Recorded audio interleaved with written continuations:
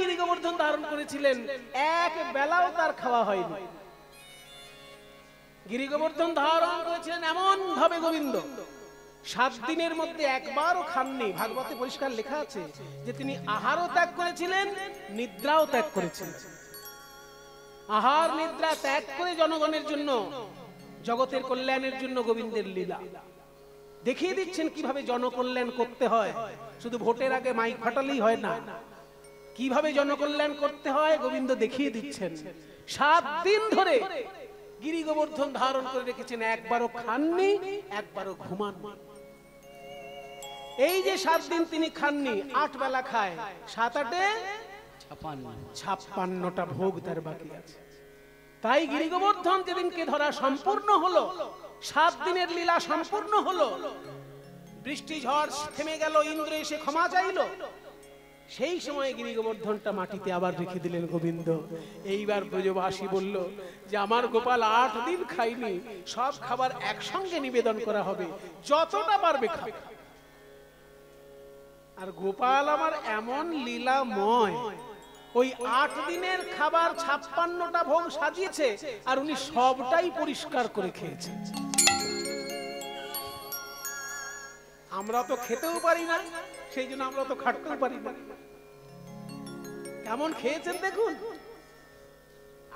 7 দিনের খাবার 8টা করে ভোগ, 56 ভোগ একসঙ্গে নিবেদন করা হয়েছিল এবং একসঙ্গে গোবিন্দ গ্রহণ করলেন, ভালোবাসা গ্রহণ করলেন ভোগের মাধ্যমে। তাই মাধবেন্দ্রপুরী বলছেন আমি সেই 56 ভোগ এই কলি যুগে দেব। তোমরা সবাই আমাকে সহযোগিতা করো ভাই, আমি ভিখারি সন্ন্যাসী মানুষ, আমি তো কোনো অর্থ উপার্জনের পথ জানি না, আর আমি নিজের খাবারের জন্যই কোনোদিন কারোর কাছে হাত পাতি না। মাধবেন্দ্রপুরীর এটা ছিল একটা বৈশিষ্ট্য, উনি কোনোদিন কারোর কাছে চেয়ে খান না, খাবার পেলে খেলেন, নাইলে উপোস বসে। তাই আমি নিজের জন্যই কখনো চাই না ভাই, আমার গোপালের ভোগের জন্য তোমরা একটু সহযোগিতা করো। মাধবেন্দ্রপুরীকে এত ভালোবাসতো ব্রজবাসী, সবাই ঘর থেকে ঘি, আটা, দুধ, দই, শর্করা, যে মধু, যে যা পেরেছে সবকিছু এনে দিয়েছে। সেখানে রুটি তৈরি হচ্ছে, অন্ন তৈরি হচ্ছে, ব্যঞ্জন তৈরি হচ্ছে, লাড্ডু তৈরি হচ্ছে, মালপো তৈরি হচ্ছে, 56 ভোগ 36 ব্যঞ্জন তৈরি হয়ে গেল। মাধবেন্দ্রপুরী বাদ কলিযুগে নিবেদন করলেন এই 56 ভোগ গোবিন্দের উদ্দেশ্যে গিরি গোবর্ধনের ঠিক সামনে। মানে গিরি গোবর্ধন পর্বত যতটা উঁচু, ততটা উঁচু করে অন্ন সাজানো হলো, যে পর্বতের সমান যেন অন্ন। গিরি গোবর্ধন পর্বত যতটা উঁচু, ততটা উঁচু করে অন্ন, একটা অন্নের পাহাড় আর একটা রুটির পাহাড়। তেমনি বড় বড় পুকুর তৈরি করে সেখানে ডাল, সবজি, চাটনি, পায়েস, বড় বড় পুকুর তৈরি করে করা হয়। গোবিন্দের উদ্দেশ্যে নিবেদন করলেন।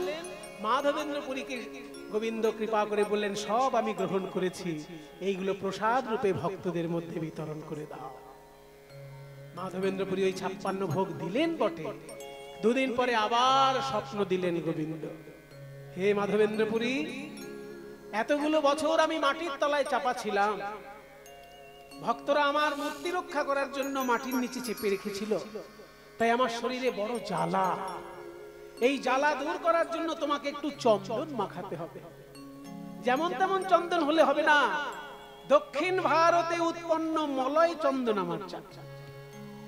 দক্ষিণ ভারতের যে পাহাড়, যাকে আমাদের ভূগোলের ভাষায় বলে পশ্চিম ঘাট পর্বতমালা, ভূগোলের ভাষায় পর্বতমালা আছে না, ভারতের যে নিচের দিক দক্ষিণ ভারতটা, যেটা মানে পুরী থেকে শুরু করে কন্যাকুমারিকা, আর এদিকে আপনার গুজরাট থেকে শুরু করে কন্যাকুমারিকা, দুদিকে পর্বতমালা। এই যে পূর্ব দিকেরটা পূর্বঘাট পর্বতমালা, পশ্চিম দিকেরটা পশ্চিম ঘাট পর্বতমালা। ওই পশ্চিম ঘাট পর্বতমালাকে বলা হয় মলয় পর্বত। ওইখানে চন্দন গাছের এত জঙ্গল যে যখন বাতাস ওখান থেকে দক্ষিণের বাতাস ছাড়ে, চন্দনের গন্ধ সেখানে মিশে থাকে, ওই জন্য বলে মলয় পবন বয়। তা সেই মলয় চন্দন আমাকে মাখাতে হবে। মাধবেন্দ্রপুরী বললেন আমার যখন আদেশ পেয়েছি আমি যাব। তাহলে দেখুন 2বার স্বপ্ন পেলেন, এত বড় ভাগ্যবান, একবার স্বপ্ন পেয়েছিলেন যে আমি মাটির ভিতর আছি, আমাকে উদ্ধার করো। আবার স্বপ্ন পেলেন যে আমার সারা গায়ে বড় জ্বালা, তুমি দক্ষিণ ভারত থেকে আমার জন্য চন্দন নিয়ে এসো, আমার গায়ে মাখিয়ে দাও। তাই মাধবেন্দ্রপুরী চলেছেন। সকলে বললেন, বাবাজি আপনি এতটা রাস্তা যাবেন কি করে? তখন মাধবেন্দ্রপুরী বললেন, যাব কি করে? রাধারানীর অভিসার চিন্তা করে যাব। রাধারানী যখন কৃষ্ণ দর্শনে যেতেন, কিভাবে যেতেন? কত রকমের বাধা বিপত্তি, প্রাকৃতিক দুর্যোগ, দুর্জনের গঞ্জনা, সবকিছু সহ্য করে তিনি যেতেন কৃষ্ণ দর্শনে। আমি পারবো না আমার গোবিন্দের জন্য চন্দন আনতে? তাই রাধারানীর অভিসার চিন্তা করতে করতে গোবিন্দ মাধবেন্দ্র চলেছেন, অভিসারের পদ লিখছেন। যে গানটা এখন গাইছি এটা মাধবেন্দ্র পুরীর রচনা, মানে মহাপ্রভুর গুরুদেবের গুরুদেব তার লেখা পদ। সাজল ধ্বনি চন্দ্র বদনি, সাজল ধ্বনি চন্দ্র বদনি, শ্যামোদর দর্শন আসে, শ্যামোদর দর্শন আসে,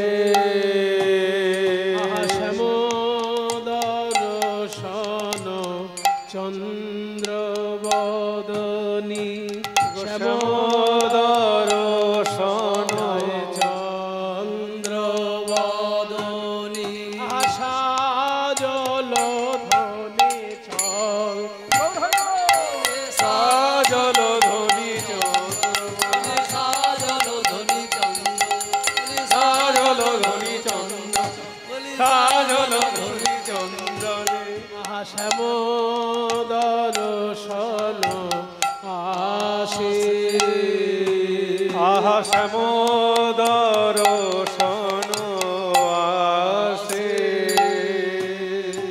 রঙ্গিনী গণ সঙ্গিনী সব, খুব আস্বাদন করুন। এগুলো কীর্তন জগতের এক একটা রত্ন মা, এগুলো কোনো সাধারণ গান নয়। চিন্তা করুন, মহাপ্রভুর গুরুদেব তার গুরুদেব লিখছেন এই গান। সাজল ধ্বনি চন্দ্রবদনী শ্যাম দরস আসে, রঙ্গিনী গণ সঙ্গিনী সব ঘেরল চারিপাশ, আহা রঙ্গিনী গণ সঙ্গিনী সব, আহা রঙ্গিনী গণ বলি তারা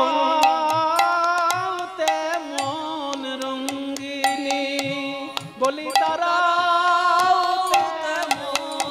রঙ্গিনী গণ, বলি তারা আমাদের রাই যেমন তারা,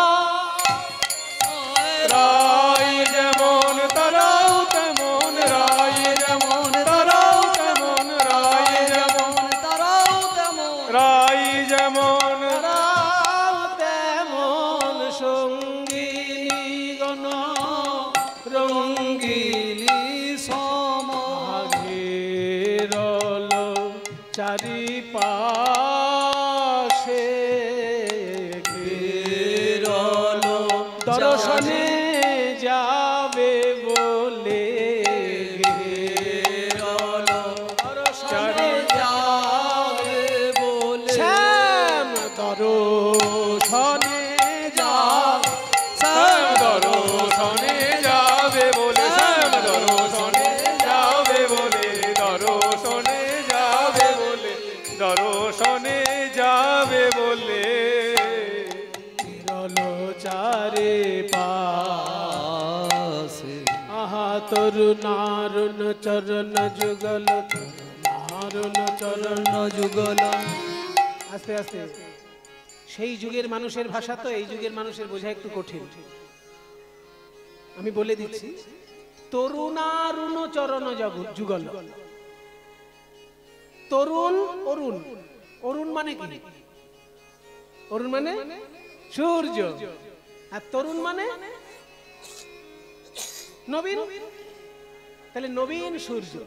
অর্থাৎ সূর্য যখন ভোরবেলায় লাল টকটকে রূপটা নিয়ে আকাশে ওঠে, ওই যে লাল টকটকে সূর্যের রূপটা ঠিক ওই রকম যেন লাল টকটকে রাধারানীর চরণ তল। তরুণারুণ চরণ যুগল, তরুণারুণ চরণ যুগল, মঞ্জিরত হি শোভে, মঞ্জিরত হি চরণাঙ্গ, মন্দিরত হি চরণাযুগ, মন্দিরত হি চরণাযুগ, মন্দিরত হি চরণাযুগ, মঞ্জিরত হি শোভে, মন্দিরত হি শোভে। ভৃঙ্গাবলি পুঞ্জ পুঞ্জ, ভৃঙ্গাবলি পুঞ্জ পুঞ্জ, ভৃঙ্গাবলি পুঞ্জ পুঞ্জ, ভৃঙ্গাবলি পুঞ্জ পুঞ্জ, ভৃঙ্গাবলি পুঞ্জ পুঞ্জ। ভৃঙ্গাবলি মানে ভৃঙ্গ মানে ভ্রমর, আবলি মানে গুলি, তাহলে ভ্রমর গুলি। অর্থাৎ রাধারানী যখন হেঁটে যাচ্ছেন তার পায়ের চারিপাশে কালো কালো ভ্রমর উড়ছে। ওমা, ভ্রমর তো ফুলের মধু খাওয়ার জন্য গাছের চারিপাশে ওড়া উচিত, এখানে কেন?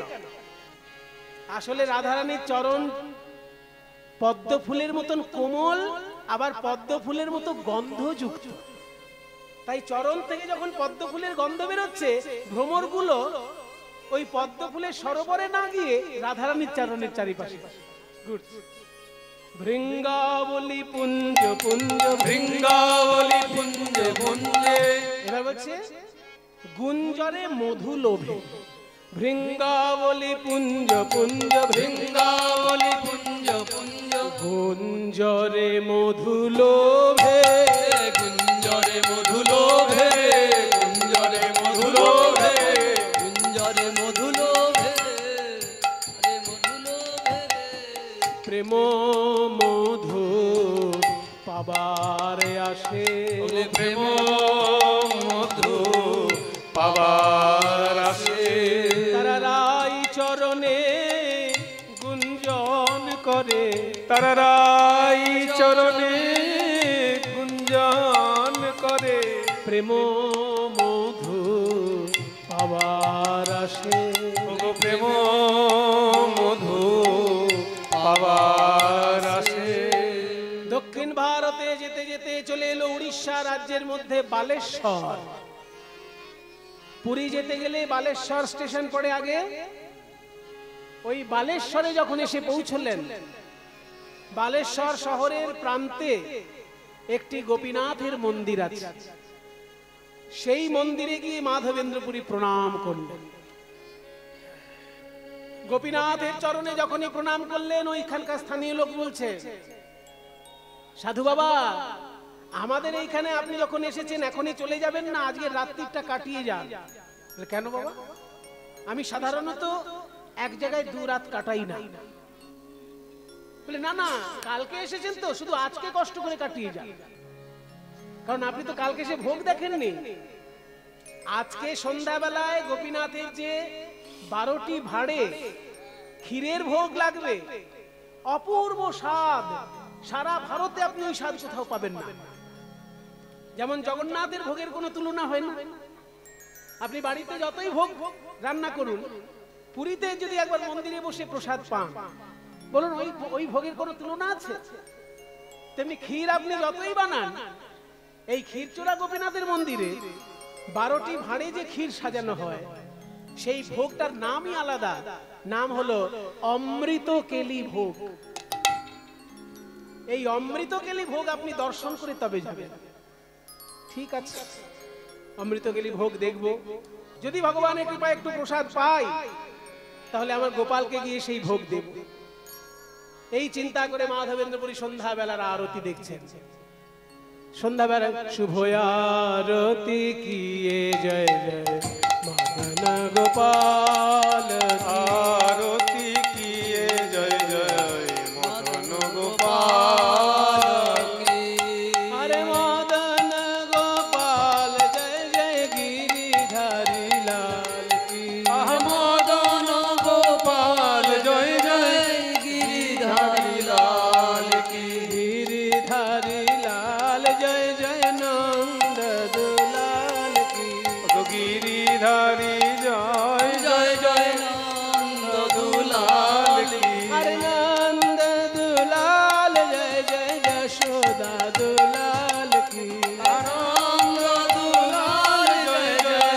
যশোদা দুলাল কি শুভ আরতি কিয়ে জয় জয় মদন গোপাল কি আরতি কিয়ে জয় জয় মদন গোপাল কি।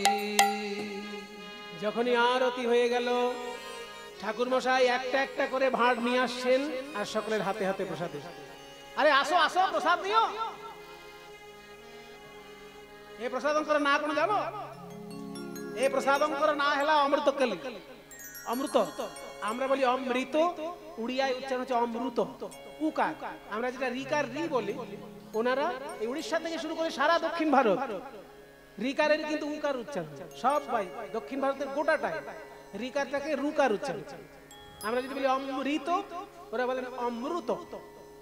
আমরা যদি বলি কৃষ্ণ, ওনারা উচ্চারণ করেন কৃষ্ণ।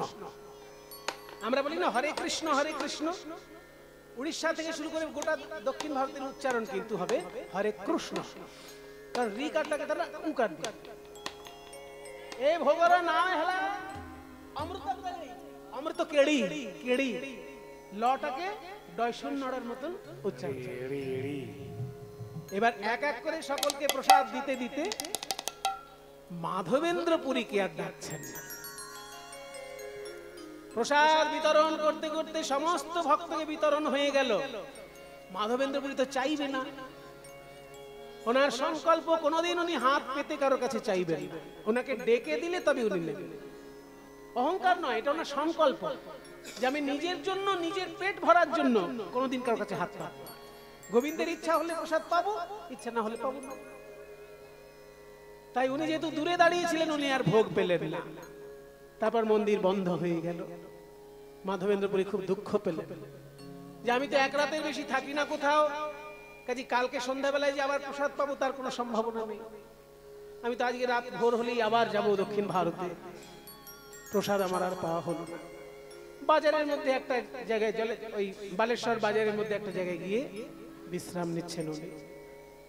অর্ধেক রাত্রে গোপীনাথ পূজারীকে স্বপ্ন দিলেন, হে পূজারী, সর্বনাশ করেছো তুমি। একজন পরম বৈষ্ণব এই উড়িষ্যায় এসেছেন, আমার প্রসাদের আশা করে দূরে দাঁড়িয়েছিলেন। ওনার সংকল্প উনি কোনোদিন হাত পেতে কারোর কাছে কিছু চাইবেন না, তাই উনিও চাননি আর তুমিও দিতে ভুলে গেছো। তোমার যে কিরকম ভুলো মন সেটা আমি ভালোই জানি, তাই আমার ভক্তের জন্য আমি এক হাড়ি অমৃত কেলি প্রসাদ আমার আঁচলের তলায় লুকিয়ে রেখেছি। আমার তো চোরের বদনাম আছেই। দাপর যুগে আমি বৃন্দাবনের ঘরে ঘরে চুরি করেছি, নিজে খেয়েছি, কিন্তু এই যুগেও আমি চোরের বদনাম নেব আমার ভক্তের জন্য। আমার ভক্ত প্রসাদ পাইনি বলে আমার যদি তাতে বদনাম হয়, তবু আমি তোমাকে জানালাম পূজারী, 12টা ভাঁড়ের মধ্যে 11টা ভাঁড় তুমি দিয়েছো, আর একটা ভাঁড় আমি লুকিয়ে রেখেছি আমার চাদরের তলায়। এখনই মন্দিরে যাও, মাধবেন্দ্রপুরী কোথায় আছে দেখে তাকে আমার প্রসাদ বিতরণ করো। সঙ্গে সঙ্গে ঘুম ভেঙে গেল প্রধান পূজারী। যে পূজারী অর্ধেক রাত্রে কোনোদিন মন্দির খোলে না, সেই পূজারী আজ কম্পিত করে। অর্ধরজনীতে গোপীনাথের মন্দিরের খুলছেন, আর মন্দির খুলে দেখে যথারীতি ওই গোপীনাথের চাদরের তলে এক ভাণ্ড অমৃত খেলি প্রসাদ, যেন অমৃতের গন্ধে পরিপূর্ণ মন্দির প্রাঙ্গণ। দুই নয়ন ধারায় ভেসে যায় পূজারী অমৃত কেলির ভাণ্ড মাথায় নিয়ে পথে পথে পূজারী যাচ্ছে। কে অଛନ୍ତି? মাধবেন্দ্র নাম এমতি বৈষ্ণব কে অଛନ୍ତି? ଆପଣ ଆସନ୍ତୁ, ଆପଣ ଦେଖନ୍ତୁ, ଆପଣ ପାଇଁ ଆମର ଗୋପୀନାଥ କ୍ଷୀର ଚୋରି କରିଲେ। ଆମର ଗୋପୀନାଥ କ୍ଷୀର ଚୋରି କରିଲା ଆପଣଙ୍କ ପାଇଁ। ଆସନ୍ତୁ, ଆସ ଆସ କେ ଅଛନ୍ତି? মাধবেন্দ্র পুরী আস আস কে অছন্তি মাধবেন্দ্র পুরী আসন্তু আসন্তু ধাইকিরি আসন্তু ଧାଇକିରି ଆସନ୍ତୁ କିଏ ଅଛନ୍ତି ମାଧବେନ୍ଦ୍ର ପୁରୀ ନା ମାଧବେନ୍ଦ୍ର ପୁରୀ ନାମ କଣ ଭକ୍ତ ଯାଙ୍କ ପାଇଁ ଆମର ଗୋପୀନାଥ ଅମୃତ କେଲି ଭାଣ୍ଡ ଚୁରି କରିଲା ଆସନ୍ତୁ ଦେଖନ୍ତୁ ଆସନ୍ତୁ କେ ଅଛନ୍ତି ମାଧବେନ୍ଦ୍ର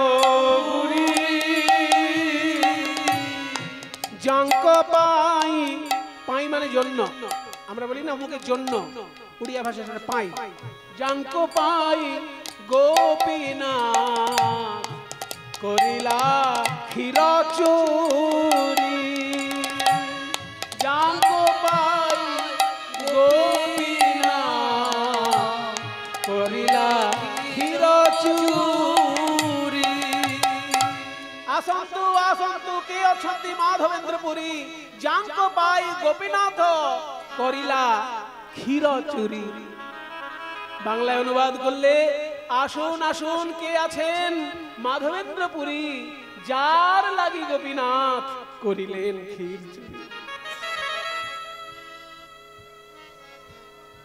মাধবেন্দ্র পুরী শুয়েছিলেন নাম জপ করছিলেন চমকে উঠলেন ছুটে এসে ওই পূজারীর মুখটি চেপে ধরে বললেন দয়া করে চিৎকার করে বলবেন না কারণ এমন দুর্লভ ঘটনা আমার জন্য প্রভু ঘটিয়েছেন এই যদি এখন শহরের লোক জানতে পারে সবাই আমাকে মাথায় নিয়ে নাচবে আমি সেটা চাই না কেউ আমাকে প্রণাম করুক আমি চাই না কেউ আমার পদধূলি নিক আমি চাই না আমি সকলের দাসানুদাস আমাকে দয়া করে এই প্রসাদ দিন আমি নেব মাধবেন্দ্র পুরী ওই ক্ষীরের ভাণ্ড নিয়ে শুধু প্রসাদ পেলেন তা নয় ভাঁড়টাকেও টুকরো টুকরো করে আঁচলে বেঁধে নিলেন যে এই মাটির ভাঁড়ের মধ্যে আমার গোপীনাথের হাতের ছোঁয়া আছে আমার গোপীনাথের হাতের ছোঁয়া এক ভাঁড় দুধ খেয়েছি বৃন্দাবনে আর এখানে সাক্ষাৎ বিগ্রহ গোপীনাথের হাতের ছোঁয়া এই অমৃত কেলি প্রসাদ ভাঁড়টাকেও টুকরো টুকরো করে ভেঙে নিয়ে আঁচলে বেঁধে নিয়ে চললেন যে পথে যেতে যেতে এক টুকরো করে ভাঁড়টাও আমি খাবো কারণ ওতে গোপীনাথের হাতের ছোঁয়া আছে মহাপ্রসাদ এইভাবে যখন পুরী ধামে গিয়ে পৌঁছলেন পুরীর রাজা যেহেতু উড়িষ্যার রাজা তার কানে আগেই খবর পৌঁছে গেল এত বড় মহাপুরুষিনী যে গোপীনাথ তার জন্য ক্ষীর চুরি করেছে তাই পুরীর রাজা বললেন আপনার মতো মহাপুরুষ আমার রাজ্যের উপর দিয়ে হেঁটে যাবে দক্ষিণ ভারত আমার বড় কষ্ট হবে দয়া করে আপনি আর হেঁটে যাবেন না আমার জগন্নাথের জন্য যে চন্দন আমি আনাই আরো বেশি করে চন্দন আনাবো আপনার গোপীনাথের সেবার জন্য আমি দিতে চাই দয়া করে গ্রহণ করুন পুরীর রাজার সেই দান বিরাট বড় বান্ডিল হয়ে গেল চন্দন কাঠ ওই অত বড় বান্ডিল বলেন আমি লোকজন পাঠাই আপনার সঙ্গে বলে না গোপীনাথ আমার হাতে সেবা নেবেন আমি এই চন্দন অন্য লোকের কাঁধে বইয়ে নিয়ে যাব তাই মাধবেন্দ্র পুরী ওই অত চন্দন কাঠ বিরাট বড় বান্ডিল মাথায় নিয়ে হেঁটে হেঁটে আবার আসলেন গোপীনাথের মন্দিরে যেদিন থেকে ওই চুরি করেছেন ক্ষীরের ভাণ্ড সেদিন থেকে গোপীনাথের নাম হয়ে গেল ক্ষীর চোরা গোপীনাথ এই ক্ষীর চোরা গোপীনাথের ইতিহাস আছে যেমন একটু আগে শুনলেন বৃন্দাবনে গিরি গোবর্ধনের উপর যে মন্দির প্রতিষ্ঠিত করলেন মাধবেন্দ্র পুরী সেটা প্রতিষ্ঠা করেছিলেন বজ্রনাভ কৃষ্ণের বংশধর তেমনি এই ক্ষীর চোরা গোপীনাথ যে মূর্তি এটা আবার স্বয়ং রামচন্দ্র তৈরি করেছিলেন ত্রেতা যুগে নিজের ধনুকের আগা দিয়ে স্বয়ং রামচন্দ্রের তৈরি মূর্তি সীতা দেবী দণ্ডকারণ্যে ঘুরতে ঘুরতে বলেছিলেন যে আপনি নাকি আগামী দাপর যুগেও আসবেন, কি রূপে আসবেন দয়া করে আমাকে একটু দেখান। তখন রামচন্দ্র বললেন আমি তোমাকে কি করে দেখাবো কি রূপে আসবো, তবে তার একটা মোটামুটি রূপ আমি পাথরের মূর্তিতে এঁকে রাখছি। এই বলে ধনুকের কোনাটা দিয়ে কুরে কুরে যে মূর্তি তৈরি করেছিলেন সেই মূর্তিটাই হচ্ছে এই ক্ষীরচোরা গোপীনাথ মূর্তি। হনুমান সঙ্গে সঙ্গে বললো মায়ের ইচ্ছা পূর্ণ করলে আর আমি একটা হনুমান বলে আমার কোনো ইচ্ছা পূর্ণ করবে না?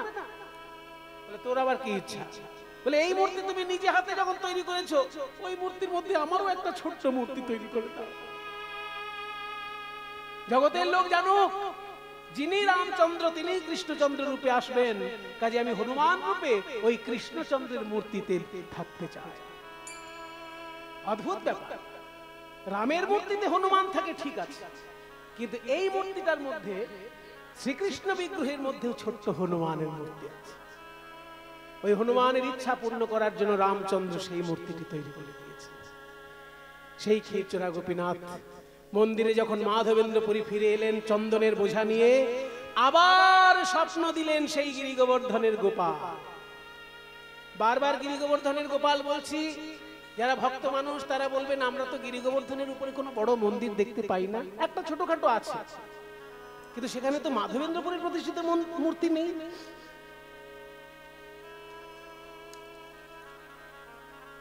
এবার আপনাদেরকে বলে রাখি, আমি আবার বলছি, যখন মাধবেন্দ্রপুরী বৃন্দাবনে গেছিলেন তখন মন্দির ছিল না, কিন্তু মসজিদও ছিল না। মসজিদগুলো পরে তৈরি হয়েছে, আর এখন আমরা যে মন্দিরগুলো দেখছি সেগুলো আরো পরে তৈরি হয়েছে। তাই ওইখানে যবনের আক্রমণের ফলে যাতে গোপালের মূর্তি ক্ষতিগ্রস্ত না হয় সেই জন্য রাজস্থানের রাজারা ওই গিরি গোবর্ধনের চূড়া থেকে মূর্তিটি নিয়ে গিয়ে রাজস্থানে প্রতিষ্ঠা করেছে। রাজস্থানে এখন সেই মূর্তি আছে, যে মূর্তি মাধবেন্দ্রপুরী মাটি খুঁড়ে পেয়েছে, সেই মূর্তিটা রাজস্থানে এখন আছে। তীর্থটির নাম হলো নাথ দ্বারা, আর মূর্তির নাম হচ্ছে শ্রীনাথ। আমরা বলি গোপাল, আমরা যারা বাঙালি বৈষ্ণব, গৌড়ীয় বৈষ্ণব, গৌড়ীয় বৈষ্ণব তাকে গোপাল বলে জানে, কারণ মাধবেন্দ্রপুরী গোপাল বলে ডাকে। কিন্তু সারা ভারতের লোকের কাছে ওই বিগ্রহ পরিচিত শ্রীনাথ রূপে। তাই নাথ দ্বারা মন্দিরে যে শ্রীনাথ বিগ্রহ সেটাই গিরি গোবর্ধনে পুজো পেতেন, সেটাই মাধবেন্দ্রপুরী মাটি খুঁড়ে বার করেছে। এটা বলে না রাখলে আবার আপনারা গিয়ে গিরি গোবর্ধনে খোঁজ করবেন, মূর্তিটা এখন নেই ওখানে। নাথ দ্বারা রাজস্থান, ওই জায়গাটার নামই নাথ দ্বারা, এই নামে সার্চ করলেই পাওয়া যায়, নাথ দ্বারা শ্রীনাথ মন্দির। এইবার মাধবেন্দ্রপুরী যখন এলেন আবার ক্ষীরচোরা গোপীনাথের কাছে, এই তৃতীয়বার স্বপ্ন দিলেন গোপাল যে তোমাকে আর একবার আমি স্বপ্ন দিচ্ছি, ওই চন্দনের বোঝা নিয়ে তোমাকে কষ্ট করে বৃন্দাবন আসতে হবে না। আমারই এক অঙ্গ যেহেতু গোপীনাথ, তুমি ওই চন্দন ঘষে গোপীনাথের অঙ্গে দিয়ে দাও, ওই চন্দন গোপীনাথের অঙ্গে লাগলেই আমার অঙ্গের জ্বালা জুড়িয়ে যাবে। তাই মাধবেন্দ্রপুরী পাদ ওই চন্দন সেবা দিয়েছিলেন গোপীনাথের শ্রী অঙ্গে। এখন পর্যন্ত প্রতি বছর অক্ষয় তৃতীয়ার পবিত্র দিনে, অক্ষয় তৃতীয়াতেই কেন হলো, অন্য তিথিতে নয় কেন? অক্ষয় তৃতীয়াটা খুব গুরুত্বপূর্ণ তিথি এই কারণে যে অক্ষয় তৃতীয়ার সত্যযুগের জন্মদিন। যেমন আমরা যে যুগে বাস করছি, এই কলিযুগের জন্মদিন হচ্ছে মাঘী পূর্ণিমা। মাঘী পূর্ণিমা কলিযুগের জন্মদিন, ঠিক তেমনি অক্ষয় তৃতীয়া হলো সত্যযুগের জন্মদিন। ওই তিথিটার সম্মানে অক্ষয় তৃতীয়ার দিনে এই চন্দনের সেবা গোপীনাথের অঙ্গে দেওয়া হয় মাধবেন্দ্রপুরে। এবার আমি একটি গান গেয়ে সম্পূর্ণ করব। এই গানটি কিন্তু খুবই গুরুত্বপূর্ণ, কারণ এই গানটি মাধবেন্দ্রপুরীর শেষ নিঃশ্বাস ত্যাগ করার সময় গেয়েছিলেন।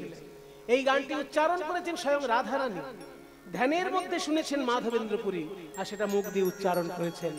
পরে রূপ গোস্বামী সেটা লিখে রাখার জন্য চৈতন্য চরিতামৃতে তার উল্লেখ আছে। সেই গানটি হচ্ছে দীন দয়ার্দ্রনাথ হে মথুরানাথ, ওই দীন দয়ার্দ্রনাথ হে মথুরা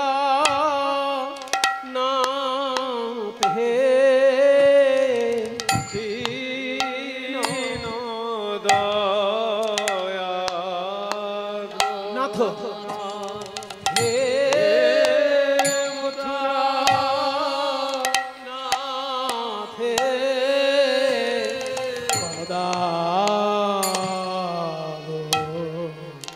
লোকসে হৃদয় পদলোক কাতর ধাম্যতি কিঙ্করম্য ওই দীন দয়াদ্রনাথ আর একবার দেখা দাও আর একবার দেখা দাও হে মথুরা তুমি কোথায় আছো আর একবার দেখা দাও হে মথুরা কোথায় আছো আর একবার দেখা আর একবার দেখা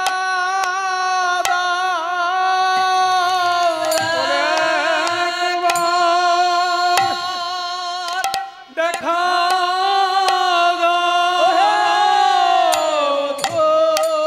মথুরানাথ কোথায় আছো একবার দেখা দাও মথুরানাথ কোথায় আছো একবার দেখা দাও মথুরানাথ কোথায় আছো একবার দেখা দাও মণিগণ মধ্যে জয়ছে কৌস্তুভমণি শ্লোকগণ মধ্যে তৈছে এই শ্লোকে জানি এই শ্লোক বলিয়াছেন রাধা ঠাকুরানী তার কৃপায় স্ফুরিয়াছে মাধবেন্দ্র বাণী এই শ্লোক আস্বাদিল সচির নন্দন ইহায় আস্বাদিতে আর নাহে চৌঠ জন তাই মাধবেন্দ্র গোপীনাথের হইল মিলন মাধবেন্দ্র গোপীনাথের হইল মিলন প্রেমানন্দে হরি বলো যত ভক্তগণ প্রেমানন্দে হরি বল